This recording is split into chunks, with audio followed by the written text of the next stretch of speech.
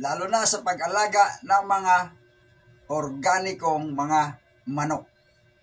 Hindi lang manok, pati ibang mga hayop, pati sa mga tanim. Ngunit ngayon ay manok ang ating pag-usapan sapagkat itong bakunang ito ay bakuna para makaiwas ng bulutong ang ating mga alagang manok. Kaya mag-subscribe ka na at marami ka pang matutunan dito sa ating channel na ito sa pag-alaga ng black soldier fly, pagtanim ng mga halaman gamit ang organic fertilizer na sarili nating produce at pagpapakain ng mga black soldier fly na larva libre lang sa ating mga manok.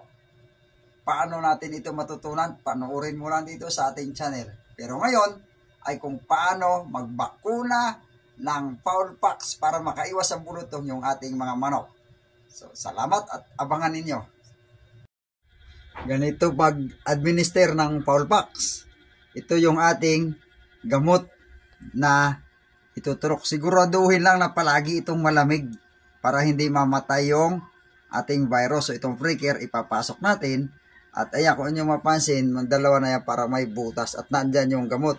So, dito po sa wing web, ang tawag nito kung saan nilalagay yung wing band. Diyan natin ituturok ito. Tuturok lang natin ito ng pagganon. Yan, okay. Kung maaari na masugat natin talaga yung kanyang balat at patagusin natin. Ating iikot. Yan, para sigurado na yung gamot pumasok sa kanyang sugat. Siguruhin nyo ring malinis itong area na ito na walang balahibo. Kasi yung gamot baka tumama sa balahibo, hindi makarating doon sa balat ng ating manok. So after 2 to 3 days, titingnan natin yung tinamaan na yun. Kung makita natin parang may bukol, ibig sabihin, positive at epektibo yung ating pagturok.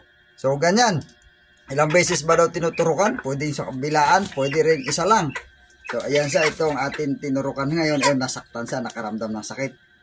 So, normal lang yun. Ayan siya, oh. Ito ay hiraw. No, ating tinurukan sa ngayon. So, alam na ninyo kung paano mag-administer ng foulpox. Marami-rami pa tayong tuturukan. Ito lang po ay sample lang. At ngayon, tuturok na tayo doon sa iba na para makaiwas din sa bulutong. Maraming salamat sa inyong panonood. At ngayon, marunong na kayo kung paano mag-administer ng foulpox para makaiwas sa bulutong. Napakahalaga ng bakunang ito sapagkat maiwas natin sa bulutong ating mga manok at nakakatipid ka dahil itong gamot na ito good for 1,000 heads na ito. Ito sa ngayon, ang retail siguro mabili mo ito na nasa 400 pesos. 1,000 manok na ang iyong lalagyan. Samantalang pag bumili ka ng tableta sa panggamot sa bulutong, hindi ka sigurado kung mabubuhay, kung gagaling. Mas nakakatipid ka dito sa pagbabakuna. Kahit sa anong sakit, bakuna ang tanging napakagandang paraan. Prevention is worth better than cure. Maraming salamat sa panonood sa ating mga video. Thanks for watching my video. Don't forget to like and subscribe my channel.